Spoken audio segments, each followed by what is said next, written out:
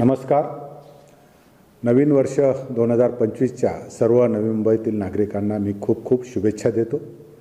नवीन वर्षामध्ये ज्यावेळेस 1 जानेवारी 2025ला महानगरपालिकेचा वर्धापन दिनही असतो, पण यावर्षी दुखवटा असल्यामुळे आपण तो साजरा करत नाहीत. परंतु येणाऱ्या पुढील कालावधीमध्ये महानगरपालिकेची जे काही आपण कामं जी महत्त्वाची घेतलेली आहे ती आपल्याला या माध्यमातून मी आपल्यापर्यंत पोहोचवण्याचा प्रयत्न करतो. विशेषतः आज जर आपण बघितलं असेल तर नागरिकांना ज्या मिळणाऱ्या सोयीसुविधा आहे त्या सर्वप्रथम सगळ्या डिजिटल व्हाव्यात हा महानगरपालिकेचा निश्चित प्रयत्न राहणार आहे. आजपर्यंत जवळजवळ 52 ज्या सर्व्हिसेस आहेत त्या ऑनलाईन करायच्या, 37 सर्व्हिसेस ऑनलाईन झाल्यात. माय नवी मुंबई हे ॲप आपण तयार केलेलं आहे नव्यानेच, आणि याच्यावरून आपण सर्व सेवा ह्या ऑनलाईन होतील. राहिलेल्या ज्या सेवा आहेत 14 सेवा आमच्याकडे आता 37 सेवा झाल्यात, आणि राहिलेल्या ज्या सेवा आहेत त्याहीसुद्धा आपण 26 जानेवारी ही शेवटची तारीख ठेवून त्यापर्यंत सर्व सेवा ह्या ऑनलाईन होतील. या सेवा पुढे आपले सरकार पोर्टलशीही जोडल्या जातील, त्यामुळे सगळ्यांना इंटिग्रेटेड एका ठिकाणी वन टच सर्व्हिसेस मिळण्याची सुविधा राहणार आहे. दुसऱ्या बाजूला आपण ह्या सेवा करत असतानाच कार्यालयाच्यामध्ये पारदर्शकता येण्यासाठी ई ऑफिसची प्रणालीचं आता अंमलबजावणी सुरू केलेली आहे, आणि याच्यामार्फत आता सगळं महानगरपालिकेचं काम हे ई ऑफिसमार्फत होतं आहे. त्याचबरोबर प्रॉपर्टी टॅक्स, वॉटर टॅक्स आणि वर्क मॅनेजमेंट ही जी महत्त्वाची, आणि फायनान्शियल मॅनेजमेंट ही महत्त्वाच्या ज्या बाबी आहेत त्याचं आपल्याला दृश्य स्वरूपात सगळी माहिती अपेक्षित आहेत. नागरिकांना त्याचा चांगला लाभ घेता यावा म्हणून हे सगळे ऑनलाईन पोर्टल्स, ऑनलाईन मेकॅनिझम याचे आपण ERP जे आहेत त्या तयार करतो. पुढे जाऊन ज्यावेळेस नागरिकांच्या सुविधांबाबत कळलो तर त्याच्याबरोबर आपण आरोग्य आणि शिक्षण ह्या दोन्ही सेवेमध्ये मोठी भर घालतो आहे.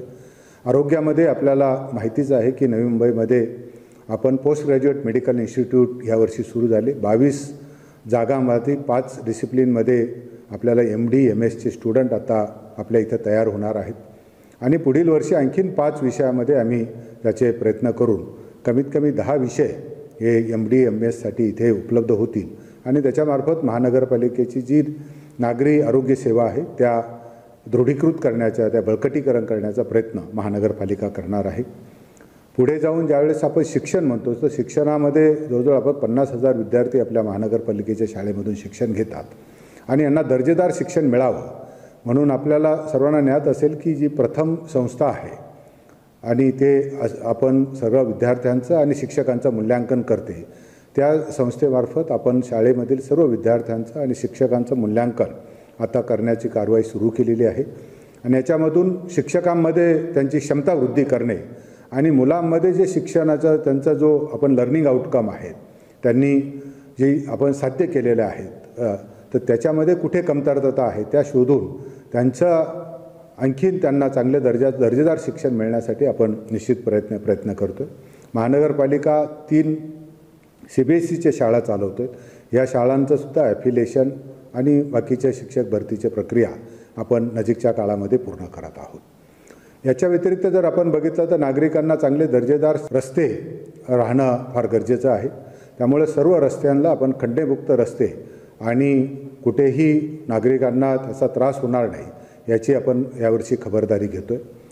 आपल्याकडे जो आपण स्वच्छ नवी मुंबईमध्ये चांगलं काम करतो आपल्या सर्वांच्या सहभागामुळे, आणि या वर्षी आपण 2 संकल्प आपण याच्यामध्ये ठेवलेत. आपला जो काही बायोडिग्रेडेबल वेस्ट आहे त्याच्यापासून CBG गॅस तयार करणे, आणि बाकीचा जो कचरा आहे तो त्याच्यासाठी आपण वेस्ट टू एनर्जी असे दोन्ही प्लांट ह्या वर्षापासून आपण कार्यान्वित करण्याचा प्रयत्न आपण याच्यात करणार आहोत. आपल्याकडे जो मोठ्या प्रमाणात बांधकाम साहित्याचा राडारोडा तयार करतो इमारत पाडल्यानंतर ज्यावेळेस आपण पुनर्विकास करतो, आणि ह्या राडारोड्याचं सुद्धा आपण व्यवस्थितपणे विल्हेवाट लावण्यासाठी CND वेस्ट प्लांट आपण तयार केलेला आहे. आणि ह्या CND वेस्टमधले सुद्धा 20% जे साहित्य आहे ते रिसायकलेबल म्हणून आपण पुन्हा आपल्या मूळ बांधकामामध्ये वापरण्याचं आपण नियमावली करत आहोत, आणि त्याच्यामुळे मोठ्या प्रमाणात जो काही होणारे हानी आहे, वातावरणाची हानी आहे ती आपण त्याच्यामध्ये काही क्षती आहे ती कमी करू शकतो. आपल्याला सर्वांना ज्ञात आहे की हवेचं प्रदूषण हा वाढता धोका आपल्याकडे आहे, आणि हवेचं प्रदूषण कमी करण्यासाठी आपण वारंवार क्लिनिंग स्वीपिंगच्या ॲक्टिव्हिटी करतच असतो. त्याच्यापेक्षा शिवाय आपण मोठ्या प्रमाणात प्लांटेशनच्या ॲक्टिव्हिटी ह्या वर्षी करत आहोत. कुठेही मोठ्या प्रमाणात धूळ साचणार नाही याच्यासाठी जे रस्ते आहेत, विशेषतः सायन पनवेल रस्ता आहे, MIDC क्षेत्रामध्ये आपल्याला जे धुळीचं प्रमाण वाढलेलं दिसतं, रस्त्यावरून जाणारी जो बांधकाम साहित्याचं वाहतूक असताना ते कमी करण्यासाठी त्याचीसुद्धा नियमितपणे त्या दोन्ही यंत्रणांच्या बांधकाम विभाग आणि MIDCच्या साहाय्याने तिथेसुद्धा चांगल्या पद्धतीचे हवेचं प्रदूषण रोखण्यासाठीच्या उपाययोजना आपण करत आहोत. पुढे जाऊन आपल्या महानगरपालिकेचं हे स्वच्छता आणि हवेची गुणवत्ता याच्यावर राखण्यासाठी नागरिकांचं चांगलं आरोग्य सदृढ व्हावं म्हणून आपण स्पोर्ट्स फॅसिलिटीसुद्धा प्रमोट करण्याचा प्रयत्न करतो आणि किमान एका वॉर्डमध्ये एक चांगली दर्जेदार स्पोर्ट्स फॅसिलिटी यावी याच्यासाठी आपण मास्टर प्लॅनिंग आता यावर्षी सुरू केलं आहे आणि याची खात्री आहे की ह्या मार्फत या सगळ्या स्पोर्ट्स फॅसिलिटी त्याच्यामध्ये आपल्याला हॉकीचं ग्राउंड आपल्याला उपलब्ध होणार आहे, बास्केटबॉल आपल्याला उपलब्ध होणार आहे, आपल्याला सिंथेटिक रनिंगचे ट्रॅक आपल्याला उपलब्ध होणार आहेत. त्याच्याशिवाय आपल्याला मिनी स्पोर्ट्स कॉम्प्लेक्स आपण तिथे तयार करणार आहे. तिथे कुस्ती आहे, कबड्डी आहे, मॅटवरचे जे हे आहे ते सुद्धा आपण तिथे सुरू करतो आहे. आणि घनसोलीला एक मोठं स्पोर्ट्स कॉम्प्लेक्स आपल्याला नजीकच्या काळामध्ये डेव्हलप करायचं आहे. त्याचंसुद्धा मास्टर प्लॅनिंग आपण आता सुरू करतो. ती जमिनीचे सगळे वाटपाची प्रक्रिया आता पूर्ण झालेल्या आहेत आणि मला खात्री आहे की विशेषतः नवी मुंबईमध्ये आपण चांगल्या पद्धतीच्या नागरी सुविधा देण्याकडे भर देऊ आणि त्याचबरोबर शहरामध्ये ज्या काही आपल्या महानगरपालिकेच्या क्षेत्रामध्ये विशेषतः MIDC क्षेत्रामध्ये झोपडपट्टीचा काही भाग आहे त्याचासुद्धा आपण क्लस्टर फॉर्ममध्ये विकास करण्याचं नियोजन आपण करतो आणि पाणी पुरवठ्याचं सुद्धा जे आपण बघितलं तर त्यांना समान न्यायवाटीपाने सगळ्यांना इक्वल डिस्ट्रीब्युशन पाण्याचं व्हावं याच्यासाठी सुद्धा उपाययोजना केल्या. बेलापूरपासून त्याची सुरुवात झाली. 24/7चा तिथे आपण वॉटर सप्लायचा प्रोजेक्ट आपण कार्यान्वित करत आहोत.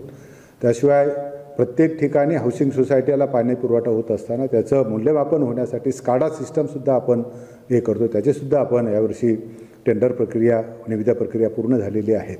त्यामुळे त्याच्यामध्ये सुद्धा आपल्याला एक सारखेपणा ठेवण्यामध्ये मदत होईल. मला खात्री आहे की या महानगरपालिकेच्या येणाऱ्या कालामधील ज्या विविध बाबी आपण करतो त्याच्यामधून आपलं येथील नागरिकांचं जीवन समृद्ध होण्याकरता निश्चितपणे त्याचा फायदा होईल.